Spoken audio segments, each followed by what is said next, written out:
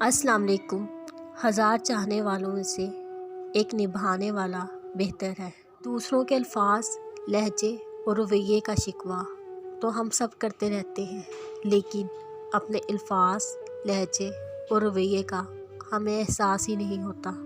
ज़रूरी नहीं, जिसमें सांसें नहीं वही मुर्दा है, जिसमें इंसानियत नहीं वो कौन सा ज़िंदा है। किसी की खुशी से हसद करने का कोई फ़ायदा नहीं होता। सबको वही मिलता है जो अल्लाह ने उसके नसीब में लिखा होता है। खुश नसीब वो है जो अपने आप पर राज़ी, अपनी ज़िंदगी पर राज़ी, अपने हाल पर राज़ी, अपने हालात पर राज़ी, अपने ख्यालात पर राज़ी, अपने खुदा पर राज़ी रहता है।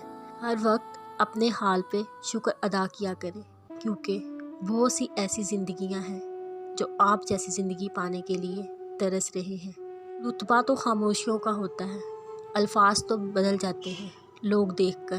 परेशानियाँ आपको ये सिखाएंगी आपके पास सिर्फ अल्लाह है। तुम अपने किरदार को इतना बुलंद करो कि दूसरे लोग देखकर कहें, अगर उम्मत ऐसी है तो नबी कैसे होंगे।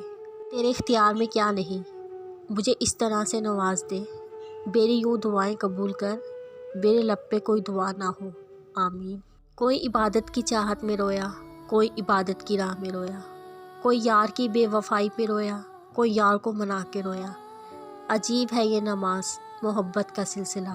कोई कज़ा करके रोया, कोई अदा करके रोया। किसी को तुम दिल से चाहो, वो तुम्हें ठुकरा दे तो वो उसकी बदनसीबी है, तुम्हारी नहीं। शाख पर बैठा परिंदा शाख की कमज़ोरी से नहीं डरता, क्योंकि इसे अपने परों पे एतमाद होता है। अगर ज़िंदगी में सुकून चाहते हो, कभी किसी से तवक्का मत रखो, क्योंकि तवक्का का प्याला हमेशा ठोकरों की ज़िद में रहता है। किसी बुजुर्ग से पूछा कि रहम और करम में क्या फ़र्क है। आपने फरमाया, जो तलब पे मिल जाए वो रहम है, जो बग़ैर तलब के मिल जाए वो करम है। दुआ है अल्लाह करीम हम सबको अपने रहम करम से नवाजे, आमीन। नमाज कायम करो, ज़कात दो, रसूल की अताअत करो, उम्मीद है तुम पर रहम किया जाएगा। अपने ख्यालों की हिफाजत करो, क्योंकि ये तुम्हारे अल्फाज बन जाते हैं। अपने अल्फाज की हिफाजत करो, क्योंकि ये तुम्हारे अमाल बन जाते हैं। अपने अमाल की हिफाजत करो, क्योंकि ये तुम्हारे किरदार बन जाते हैं। अपने किरदार की हिफाजत करो, क्योंकि तुम्हारी पहचान बन जाते हैं।